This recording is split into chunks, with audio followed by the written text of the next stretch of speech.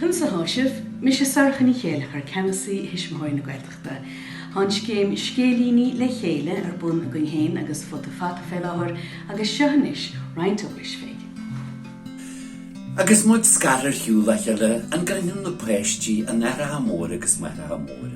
Wel, is har mór meise, agus grinnim sa ma gar préistí sna ma lehar, ce go bhecim ar Zoom agus ar Skypead, ní higlam iad a hógal na críiste havartífa.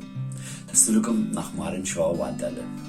Well, tá túscortha ag tuismóirí na Gaeltachta ag góir le fotofata, le scéim bheag áling, scélíní le chéile, le deisiúirt go ghasúr na Gaeltachta a bheith scéalaíocht le má mó nó de dó, le súl is go laidal an scéalaíocht agus an sprí an tuignis beganín. Ní le déanú ach teanghaí anú le tuismathaí na Gaeltachta ag alles ag tuismathaí stad I.E. le farm iarachta se.